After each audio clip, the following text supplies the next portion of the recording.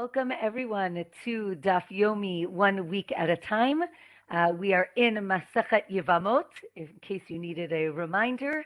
And today is our fourth lesson where we are going to be reviewing this week's Daf, Daf 23 to 29. We have a lot to review and a lot to learn today, and I'm going to be sharing as I have done previously, the slides from Hadran. So I thank Hadran very much for their slides. And let's get right into it. Daf 23, we left off last week speaking about what makes a brother and what makes a sister. And the top of 23 discusses when is a sister called a sister as opposed to not. So the Gemara explains that a child from a forbidden relationship, again, one of the forbidden relationships that we've mentioned at the beginning of this Masachet, that child is considered a sister, right? If let's say you had a girl and you have a brother from somewhere else, those are still considered brother and sister, even though one of them was from a forbidden relationship. The Gemara continues and says that a sister from a slave or from a non-Jew is not considered a sister. As we learned that a slave, again, who is not Jewish, is not seen as free or Jewish, and therefore not seen as a relative, as a sister. And here the Gemara tells us that the son of a Jewish woman is considered Jewish. Again, these are things that we take for granted nowadays, but the Gemara tells us you might have thought maybe not necessarily. But the son of a non-Jewish woman, even if the father is Jewish, again, according to Jewish law, the child is not Jewish. And here the Gemara discusses it's actually a machloket, a difference of opinion. If a non-Jewish man has a child with a Jewish woman, again, we said the child is Jewish, but seems to be a mamzer, maybe what we would call illegitimate, but in halachic law, in Jewish law, it's a little bit more complicated than that. And it seems that that child cannot marry a kohen, right, a priest. Okay, we are now going to, this week's daf has some complicated relationships, so we're going to see some of those relationships now. Though some of them will be repeats, so that will be good. And we're going to go through these relationships quickly, though not too quickly, so we all understand. So just first, before we start the Mishnah on 23, let's just review some rules. We said that when the brother dies, that woman, the Yevamot, is not allowed to marry anybody else except for a brother, unless they do either Yibum, right, and then she would be married to a brother, or they do Khalitza, right? She has to wait, and she's not allowed to marry anybody else. Another important concept is what's called in Hebrew achot zikukato, and that means the sister of the person who has a Zika, right? We learned the word Zika last week. Zika means a connection to the brother. Again, that is the widow.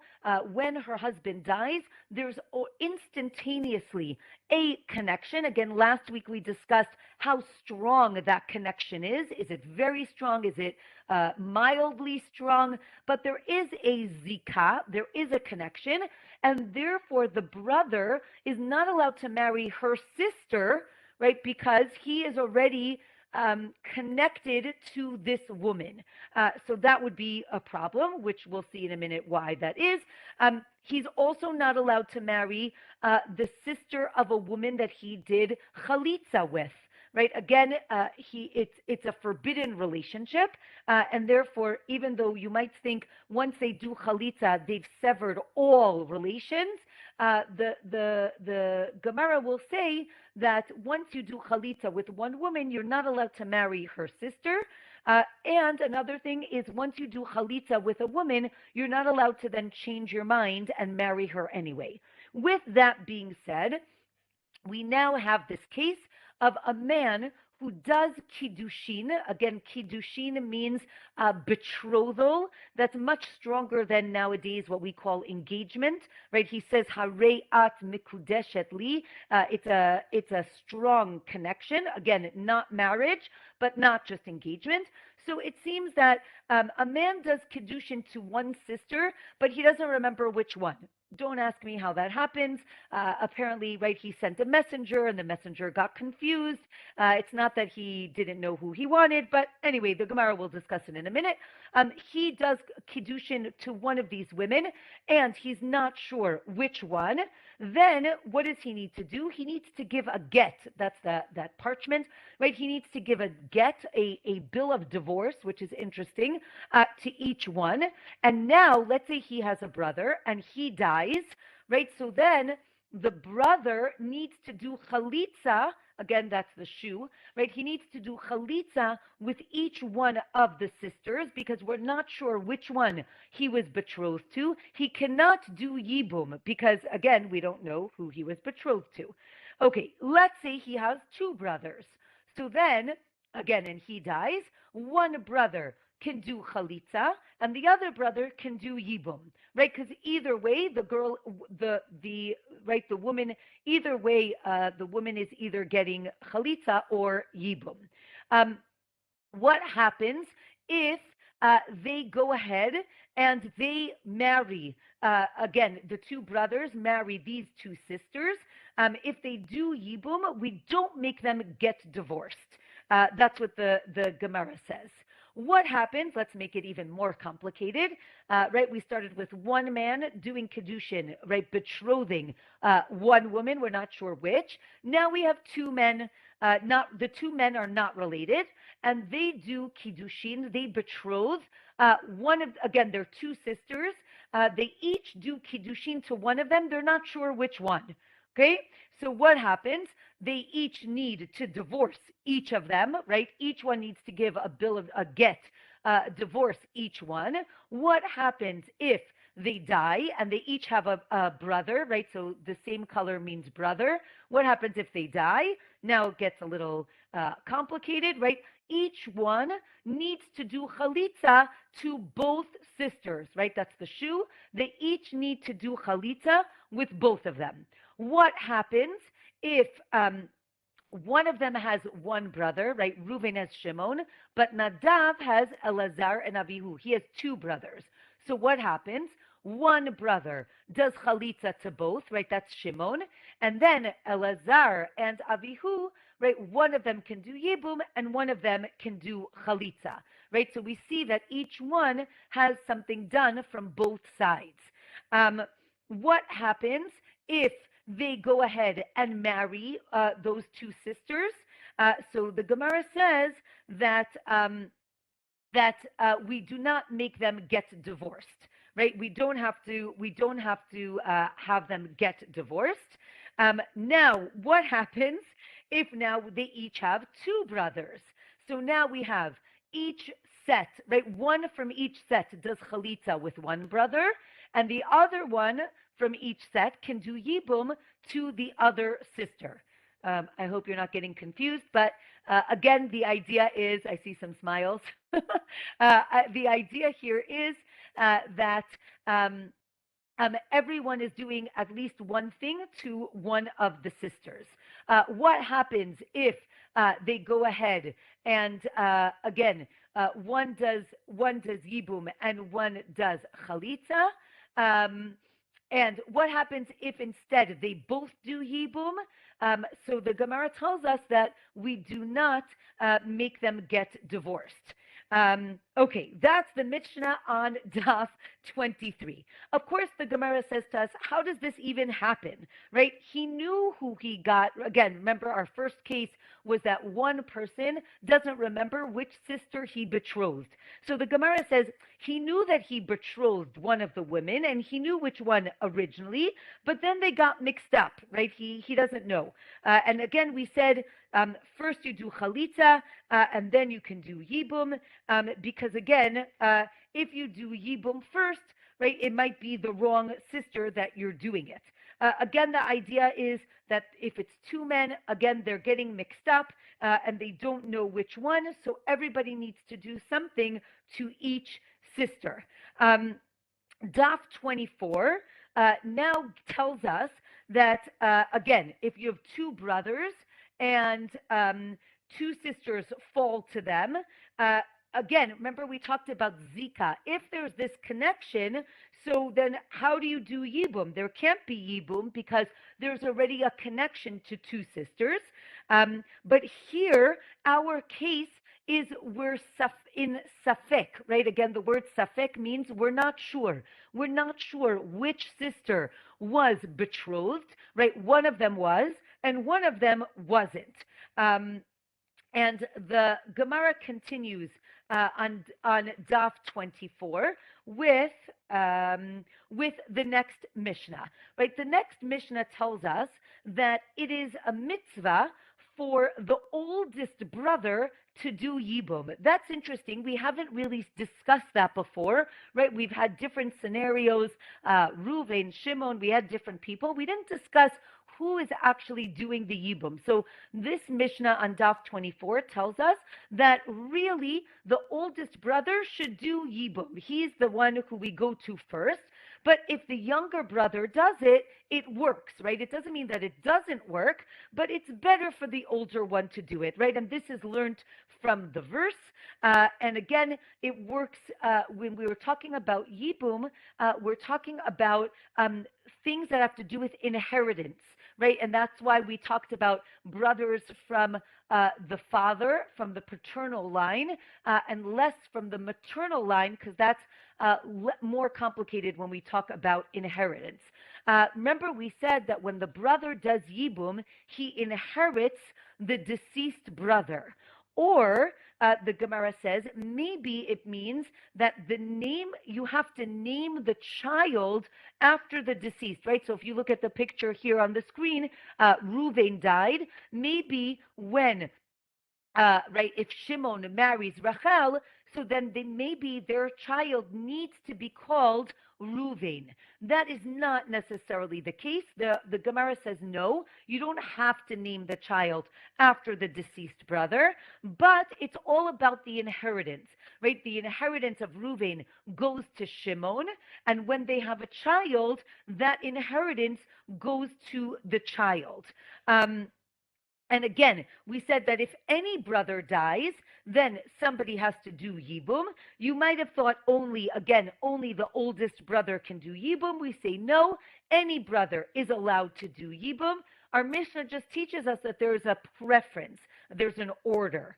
The next Mishnah on 24, we're now going to start discussing the concept of rumors, which is very interesting, I think, because, we've been talking a lot about technicalities. And here, this is not based on any fact, though we'll see maybe there are some witnesses to something. But really, we're going to be discussing the power of a rumor. So the Mishnah tells us that if there are rumors that someone slept with a servant or a non-Jew, and then that non-Jew converts, so that man or woman is not allowed to marry that convert because we suspect that maybe they had some sort of relationship beforehand, and that's why they converted, which again is very interesting when we talk about conversion, right? We're very careful in Jewish law to make sure that when a person converts, they're doing it for the, proper reason or altruistic reasons, and not because they fell in love with someone or because there's some sort of benefit. We'll see in a minute what that could be. And therefore, if there's any sort of rumor, they're not allowed to get married. Um, let's say there's a rumor that someone had an affair with a married woman, and then the court makes them get divorced, right? The woman is married to another man, they get divorced.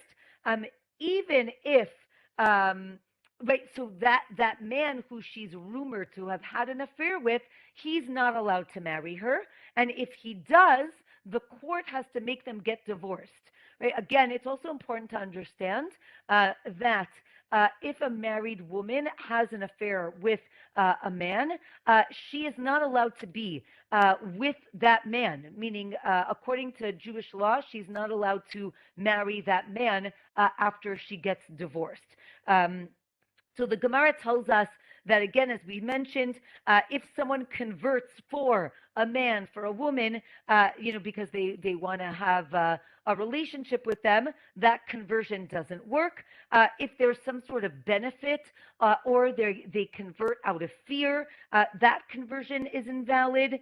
The Gemara talks about different time periods in Jewish history where people were either very afraid of let's say, the Jewish people at that time. Those conversions are not seen as valid because they're not converting because they want to be Jewish. They're doing it out of fear. So the Gemara says that we don't accept those conversions. Or the opposite, if times are so good, right? Maybe someone wants to convert because they're like, oh, look, it's so good to be a Jew nowadays. The Gemara says that's not enough to be a Jew, and we do not accept that conversion. Obviously, if they really want to be Jewish and they show that they really want to be Jewish, we would accept that conversion. Sorry, one second.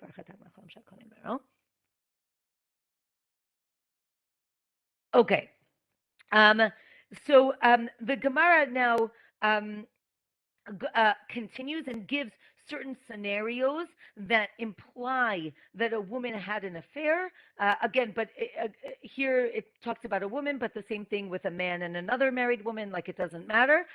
We say that, again, this would lead to problems, and the man cannot marry her, and if he does, they would have to get divorced.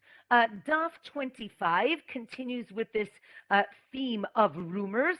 So the Gemara talks about, well, if the rumor stops, so then maybe it wasn't true. And if the rumor continues, maybe it is true. And then the Gemara says, what does it mean, stop or continue? What does it mean to continue? If it lasts at least a day and a half. So just to think about what it's like, I guess, living in a small town and everybody talking. So if something lasts a day and a half, it's going around the village, that's considered a continuous rumor. And then that needs to, interestingly, it holds some power. Again, not completely, but there is some power. The Gemara says, like, if you have enemies in the town and they would start rumors just to get back at you, that doesn't count, and you don't listen to the rumors, and we don't trust these rumors. If someone gets a divorce because of these rumors, he can't remarry her, again, because we are concerned that maybe these rumors are real. Now, the next Mishnah on Daf 25 talks about a man who comes and testifies that, let's say there's a woman who lives in the town, and he says, I was with your husband overseas, right? I went to Italy with your husband, and he decided that he wants to divorce you. Here is a get. Right? I'm bringing the get from overseas, and I saw it like with my own eyes. I saw it being written for you, and it was signed for you. We'll learn this more when we get to when we learn about get and ktuva and betrothal and all these things. But basically, if this man comes and testifies, right, I have the get, and now you, Sarah, are divorced. This man is not allowed to marry the woman, right? Because we say, oh, he has some sort of, maybe he had an ulterior motive. So he's not allowed to marry the woman. let's say a man comes, the Mishnah says if a man comes and says, I saw your husband die, right? We went out to battle and I saw him die, or I killed him, which is pretty crazy. So then again, he cannot marry that widow. Rabbi Yehuda says that if he says, I killed him, so then no one can marry her because we don't really believe him. This gets into the laws of testimony, and here we're going to say that a person can't testify that they are a rasha, right? That they did something evil. So it's interesting that if he says, I saw him get killed, so then we believe him. Again, he still cannot marry her, but we believe him. So the Gemara says that again, if he brings this get from overseas, we rely on him, and she can now marry anybody else. But if he dies, right, we don't have any paper that proves it, so that's much harder. And the question is, do we believe him or not? The Gemara says again, and we'll learn this later on in other Masechtot, in Nashim, we try to be as lenient as possible when we're dealing with a woman and her husband. Meaning, again, remember, in those days, there's no internet, there's no documentation, there's no newspaper that says so-and-so died. We don't want women to be stuck, right? If a woman doesn't know where her husband is, she can never remarry. So we're going to see that the courts try to be as lenient as possible so that this woman would be able to marry again. But again, as we said, we let her remarry, but not this person, because maybe he had, other reasons for bringing this get, right? Maybe he was in love with her beforehand. The next Mishnah tells us that if a sage, a chacham, a wise man, upheld a woman's vow, right? We learned this previously that, when you take a vow, you need to keep it. It's very serious. But if you want to nullify the vow, you can go to a wise person and you explain, I never realized that this is what it would entail, or it's too hard for me, and they can nullify the vow. So let's say if the sage upheld a woman's vow, and then the husband, right, this woman was married, and the husband divorced her because of it, or we're not sure why, this chacham, this sage, can't marry her, again, because everyone is too connected. And again, if she did Khalitza or miyun, remember miyun was if she's a minor and she wants to get out of the marriage, she can get out of the marriage. If she does it in front of a judge, that judge is not allowed to marry that woman. Again, it seems to be a little bit too close, as we say. However, the Gemara does say that witnesses that signed a bill of sale, right? Let's say you sell your house and there are witnesses there and they sign the bill of sale, they are allowed to buy that field. Or witnesses that sign a get can marry that woman. So it's interesting that on one hand, right, there are certain witnesses that are allowed to marry the woman. On the other hand, right here, the witness that's coming to testify that the husband died or divorced her cannot. Right, again, they're actively creating the divorce or the death. I mean, they're not really creating the death, but they're testifying to the death, and therefore they are not allowed to marry these women. Right, so if a judge marries a woman, he doesn't need to divorce her.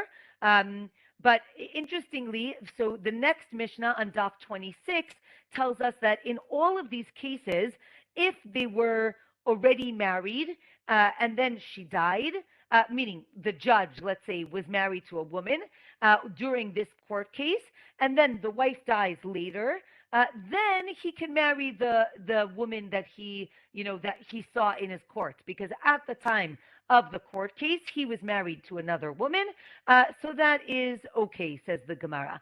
And if the woman was married to someone else and then got divorced or was widowed, then the judge can marry her, right? Meaning if it's not the first marriage right after the court case, so then the judge can marry her afterwards if she marries somebody else. And his brother or his son can marry her right away. The Gemara then again tells us that if there are rumors that a man had an affair with a married woman, again, as we mentioned, he can't marry even her relatives because we're scared that, right, let's say he marries her sister because he wants to be around. He wants to see her. But it's interesting that we said that the judge's brother is allowed to marry the woman because we say brothers don't really go and visit each other as much as sisters go and visit each other, which is interesting. Right, with sisters, they would be much more, I would say, I don't know about lenient, but less careful as opposed to with brothers. Right, again, if the wife has an affair, the husband will be very, on top of her and make sure, that doesn't happen. So with that, we end the second chapter. We are now moving on to the third chapter. The third chapter is going to bring us many scenarios, but they're going to repeat themselves. So I don't want anybody to get too confused. Okay, here we go. This Mishnah on Daf 26 in the third chapter tells us that there are 4 brothers and there are 2 sisters. Hold on 1 minute. Okay, now again, we're going to see this a few times. So we're just going to get used to, right? There are 4 brothers. 2 of the brothers marry 2 sisters. And then those 2 brothers die. Those brothers, we actually saw this picture before, right? Each brother has a Zika, right? Again, a connection to each woman. And therefore, each brother is going to do Khalitza with one of the sisters, right? And if they do Yibum, right, they're not allowed to do Yibum. And therefore, again, why are they not allowed to do Yibum? Because they're not allowed to do Yibum to these 2 sisters. And therefore, if they do, we make them get divorced. That is according to Beit Hillel, according to, again, that's Beit Hillel, according to Beit Shammai, they actually can stay married. This is an important point. If one of the sisters is an erva, again, the word erva we learned in the beginning means forbidden, is one of the forbidden relationships to one of the brothers, right? So again, Reuben and Shimon marry 2 sisters. Now let's say here we have Rachel. Rachel is forbidden to Levi for whatever reason. It's his daughter, it's his mother-in-law. You can construct whatever case you want. She's forbidden to Levi. Now what happens? When the 2 brothers die, if you follow these lines, Levi does not have any Zika, any relationship to or connection to Rachel, because we said she's already forbidden to him from beforehand. So he only has a connection to Leah, whereas Yehuda has a connection to both sisters, right? And therefore, Levi is allowed to do Yibum with Leah, but Yehuda is not allowed to do Yibum, right, with either Rachel or Leah. So that's just important to understand. This is going to repeat a few times in our Gemara in this chapter. So again, when we have those 2 sisters who are falling to 2 brothers, if one of the sisters is forbidden from beforehand to one of the brothers, then that brother is allowed to do Yibum with the other sister. Again, Yehuda is not allowed to, and he's only allowed to do Yibum. He's only allowed to do Khalitza.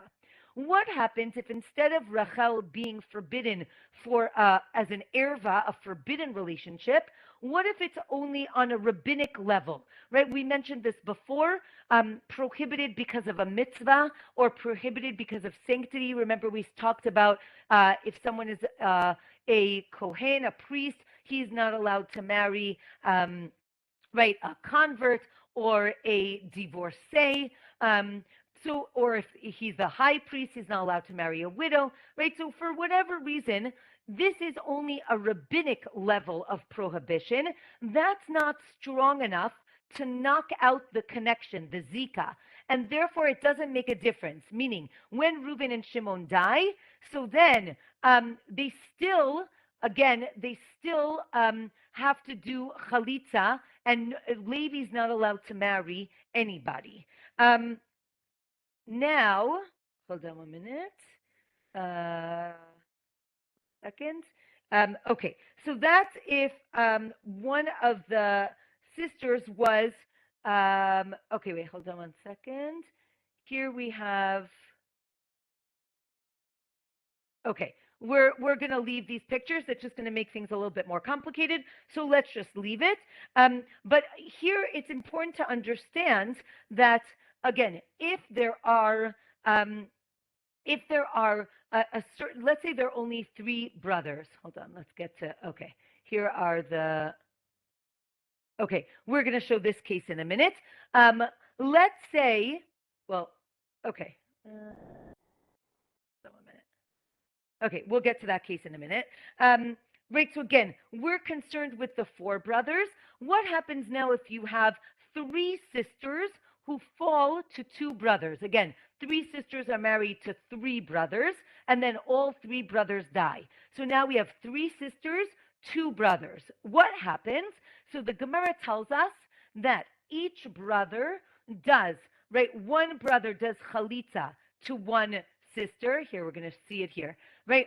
Shimon, right? Reuben does Khalitza to Tamar. Shimon does Khalitza to Ruth, right? So each brother does Khalitza to one of them, and then they each do Khalitza, right? They both do Khalitza to the remaining sister, right? The bottom line is that each one of the sisters is going to get Khalitza from a brother or both brothers. So that is the case here. What happens if they die one after the other, right? So then they each do Khalitza, one right after the other. You can see that here. And then the last sister gets Khalitza from both of them. One opinion, right? Shmuel actually says that only one brother needs to do Khalitza, right? As soon as a brother dies, Reuven does Khalitza to Tamar, then he does Khalitza to Ruth, and then he does Khalitza to Yael. We don't need Shimon to do Khalitza with any of them. So that's just an interesting concept according to Shmuel.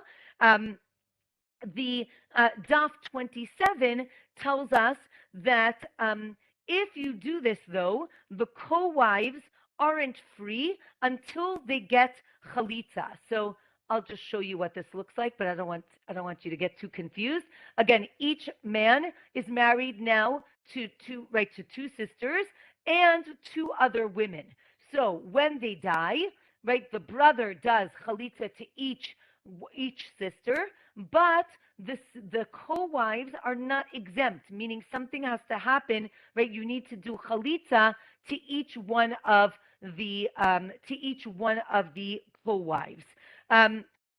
Okay, now the Gemara explains that if you did Khalitza to the sisters, it doesn't free up the co-wives, as I mentioned before. But if you do Khalitza to the co-wives, it does free the sisters. And the question is, why does that work? And here the Gemara on Daf 27 introduces a new concept.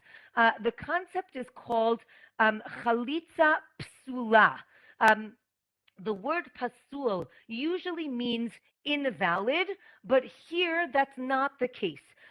Here, when you say you have Khalitza Kshera, right, a kosher Khalitza, that means full-fledged, right? It was what you needed to do. It's completely valid. If we have a chalitza that's psula, the Gemara explains that that means it's a chalitza that's lacking. It's not very strong. And therefore, right, in this case that you see here on the slide, when Reuven does chalitza to Leah and Rachel, right, because they're sisters, it's not a very strong chalitza, and it does not exempt their co-wives. Because this is too weak of an attachment, and therefore, if Reuven does chalitza to the two co-wives, it is strong enough to basically release the sisters. The Gemara then makes it even more complicated. If you have two wives that fall to a brother, and he writes a get to one of them. Now, a get has nothing to do with yibum, if you remember, right? A get is a bill of divorce. There's no reason to divorce the Yevamot. She needs either yibum or Khalitza.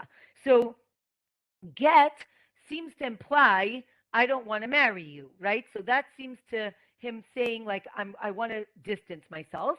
So let's say he gives a get to one of them, and he does ma'amar to the other one. If you remember, ma'amar means like I'm betrothing her, but for yibum, right? I say that I want to do yibum, so that's a step in the right direction.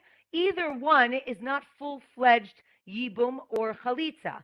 So when the one he writes a get to, he can't marry her, right? Because he already showed that he doesn't want her. And therefore, he actually needs to do chalitza to both women because it's very complicated, and we don't know which one he had intention to marry or not.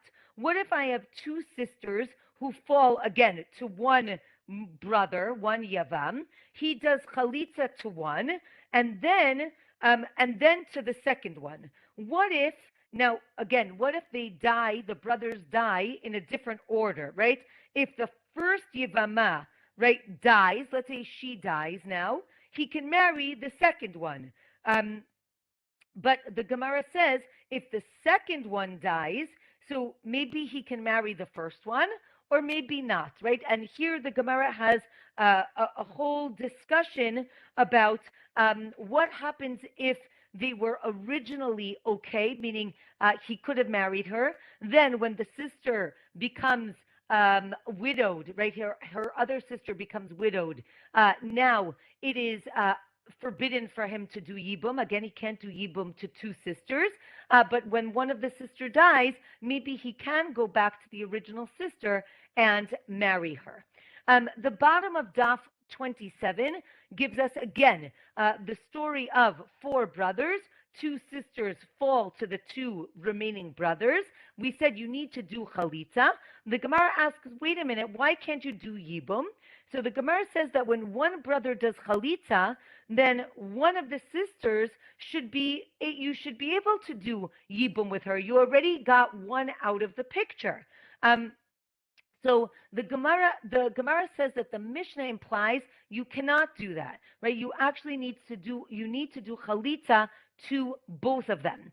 So the Gemara on Daf 28 tells us maybe as we said, you can't do yibum because maybe one of the brothers will die, and then the other one is going to have to wait around for yibum, and it's going to negate the mitzvah of yibum. And again, the Gemara wants us to do yibum as soon as possible so that we don't get into a situation where we cannot do yibum.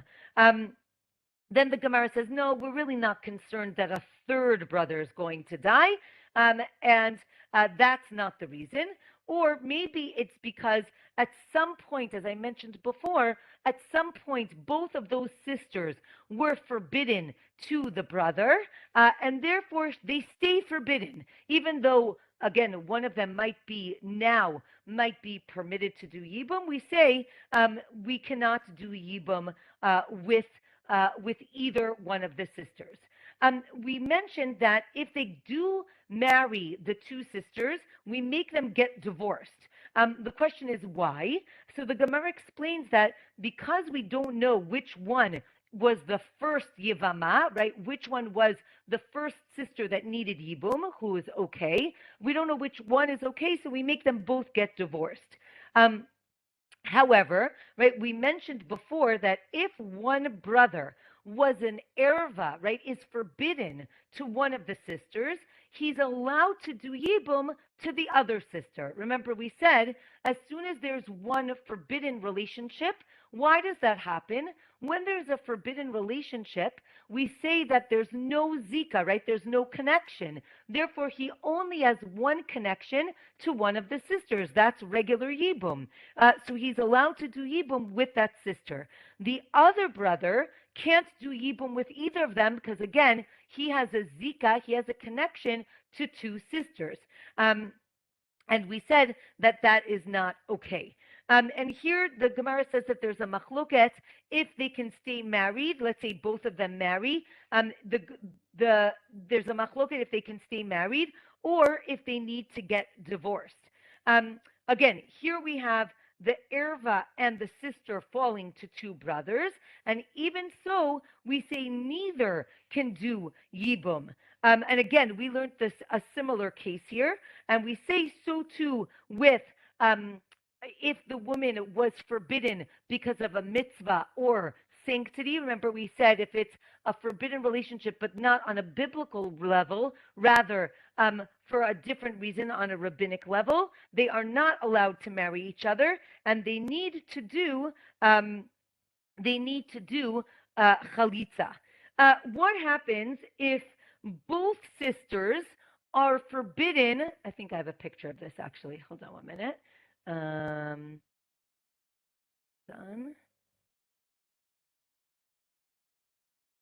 We did all these cases. Look how much we did. Okay, this is with the co-wives. Okay, we did this already.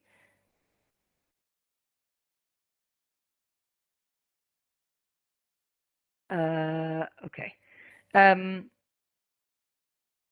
Hold on 1 second. Okay, sorry. Here is the case. Wait, let's go up.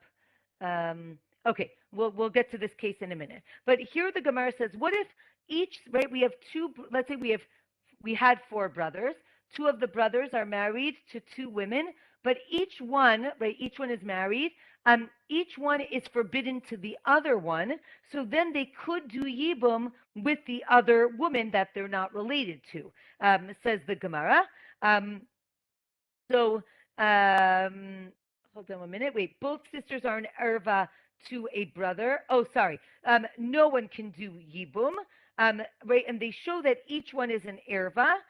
So maybe yibum is okay. Sorry. The answer is they're not allowed to do yibum, right? If each one is forbidden to the other one, they cannot do yibum, right? You might have thought that each one can marry the other sister. The answer is no. Now the Gemara tells us that all of these cases with the 4 brothers and the 2 sisters, this works not only if they're, remember we said if they're related in any way, the Gemara says in any way that we mentioned in the beginning of the Masechet. Remember we had 15 different forbidden relationships.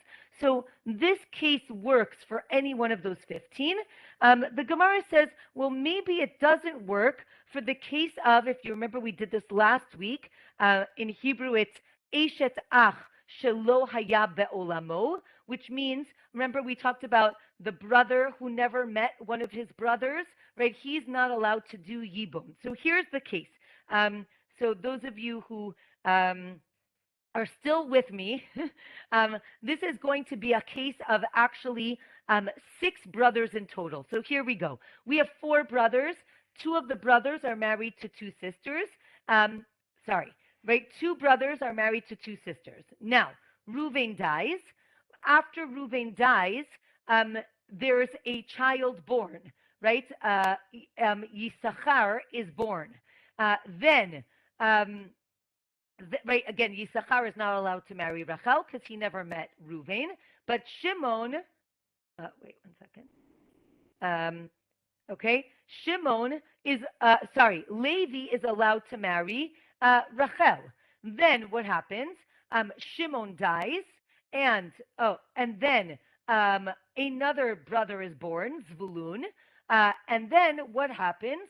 Right, each little brother, right, those new brothers are allowed to marry one of the women because they've each met the women at right, once they were already married to a brother, right? So basically, the Gemara explains this case as um, a brother died, a brother was born, someone does yibum. Again, a brother dies, someone's born, they do yibum. So that's the case here. And it does work, right? Meaning each one of those two brothers, right, Yisachar and Zvulun, the two new ones, can do yibum with Rachel and Leah. Of course, this is only according to Rabbi Shimon, but that does work. Interestingly enough, hold on 1 minute. They also show that this can actually also be done with. Wait, hold on 1 minute. Let me just see if it shows. It actually has 8 brothers in a minute. Hold on. Okay, here, this is going to be the tzara. Hold on 1 minute. Okay, that's okay. But then we're going to get a case where they're actually, here, they're actually 8 brothers, right? 2, 4, 6 start out, and then they all marry each other. And then there are new kids who are born. And in the end, this is what happens in the end. If you're confused, don't worry about it. But basically, there were 8 brothers, and each one is allowed to marry one of the sisters or one of the co-wives. If it's too much, don't worry about it. Let's go to the next Mishnah. Oh, look, it's only 3 brothers. It's nothing. Okay, 3 brothers. 2 of them are married to 2 sisters. Right, we haven't seen that in a while. Either 2 sisters or a mother and a daughter. And now they die, right? Again, leaving 1 brother. That 3rd brother does Khalitza, right? Again, we said this before, does Khalitza with the 2 sisters. He's not allowed to do Yibum. Interestingly enough, Rabbi Shimon says that they don't need Khalitza at all. And we're going to explain Rabbi Shimon in a minute. But as we said before, right, again, this is repetitive. We've seen this already. If one of the women is already forbidden to Levi, so then when the brothers die, right, Levi cannot do Yibum with Rachel. He only has a connection with Leah. Therefore, he's allowed to do Yibum with Leah, right? He's obviously not with Rachel because he is related to her. However, again, as we said, if it's a weaker prohibition, right, mitzvah or sanctity, so then it goes back to what we said in the beginning. He can only do chalitza. He's not allowed to do yibum. The Gemara explains that Rabbi Shimon exempts both of the sisters. Why? He says that again, when it's these 2 sisters, they do not need yibum or chalitza. But as we said, if one of them is forbidden, so then he allows the other sister to do yibum. Daf 29 tells us that, again, when it's prohibited from a mitzvah, then they both need chalitza. Rabbi Shimon thinks you don't need anything, right? He says that it's a rabbinic decree that they need chalitza, but we don't make this decree when we have a forbidden relationship, right? That's different because everybody knows that an erva, when we have a forbidden relationship, right? Mother, sister, mother-in-law, daughter-in-law, right? We know that those are forbidden, and therefore we do not need a decree. Okay, last Mishnah for this week. We have 3 brothers, and they are married to 2 sisters, right? We haven't seen that in a while. Again, 2 brothers are married to 2 sisters, and now one of the brother dies, and Levi, right, that's the remaining brother, does ma'amar, right? Again, ma'amar means like a betrothal. He wants to do yibum, just he hasn't done it yet, to Yael. Then the other brother dies. So now Beit Shammai says that it's as if, right, when he did ma'amar, it's as if he did yibum to Yael already. Therefore, the other woman, right, Chana, is exempt, right, because she is the sister of his wife. He can't do yibum with the sister of his wife, and therefore she is exempt. Beit Hillel says no. He actually needs to divorce the first wife, then do Khalitza with her, and then do Khalitza with the other wife. So that is what Beit Hillel says. The Gemara says, again, we have a question of what is ma'amar, right? Is it strong enough? Is it like marriage, right? According to Beit Shammai, it is.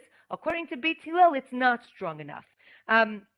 Right, so we don't think that ma'amar is full marriage, but it seems to push away the sister, right? It seemed to say there's no Zika, there's no connection to the sister, and therefore he can marry the first woman. But if he wants to divorce her, right, again, he has to give her a get and Khalitza. However, right, we said, but it doesn't push the sister away completely, right? Maybe only when he does, when he can fully do ma'amar, then it's effective. But here, it's not full, right? It's not yibum, it's just ma'amar. Maybe it doesn't push the sister away. That's according to Beit Hillel, right? Again, now the Gemara asks, when Beit Shammai, right, let's go back to Beit Shammai, right? Beit Shammai says it's strong enough to push away the sister.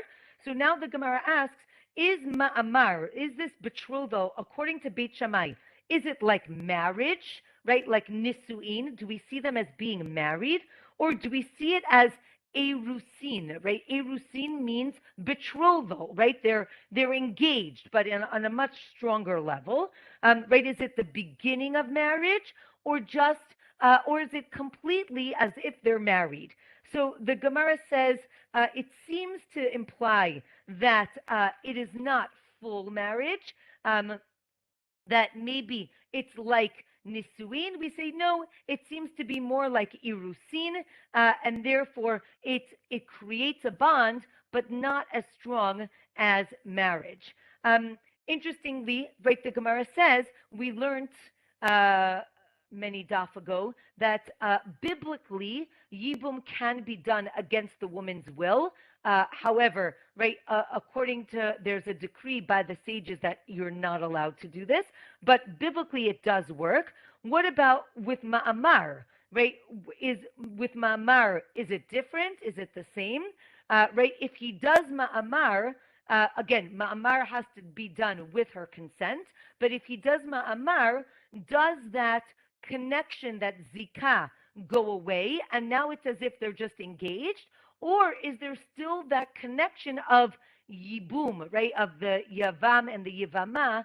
Is that connection still there? The Gemara talks about a woman. This is another important phrase, shomeret yavam, right? A shomeret yavam means a woman who's waiting. Shomer means to wait or to guard, right? She's waiting to do yibum. So she's called a shomeret yavam, right? She's waiting to do yibum. So let's say this shomeret yavam, if she takes a vow, so who can nullify her vow, right? Generally her husband, but she doesn't have a husband right now. So the Gemara asks, right, maybe one of the brothers can nullify her vow, right? There's a connection, there's a zika, right? Maybe only when there's only one brother, because that connection is very strong. But maybe if it's two brothers, it's not that strong.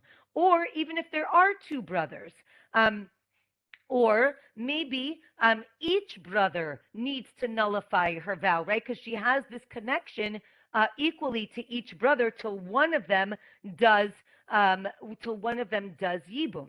So the Gemara says that if one of the brothers did ma'amar, it's like they're already almost married, and therefore he can nullify her vow.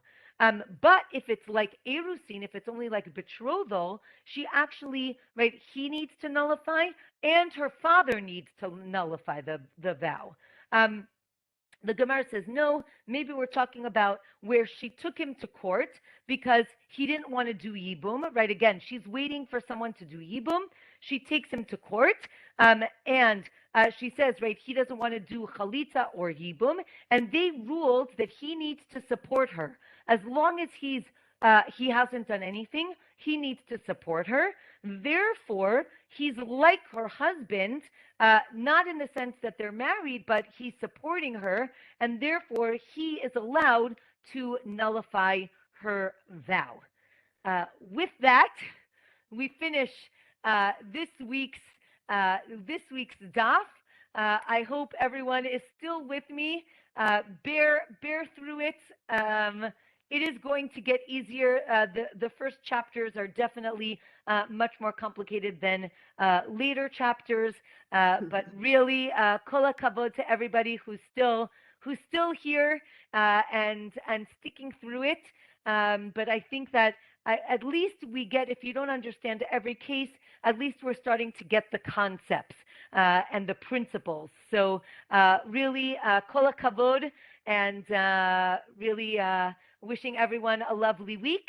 And Be'ezrat Hashem, we will meet next week. So have a great week, everyone. Well, Enjoy thank God I don't have to take a test over this. Well, if you need to take a test, you can come here. I'll give you all my notes. Oh, okay, thank you. All right. Have a good Bye-bye. week, everyone. Bye bye.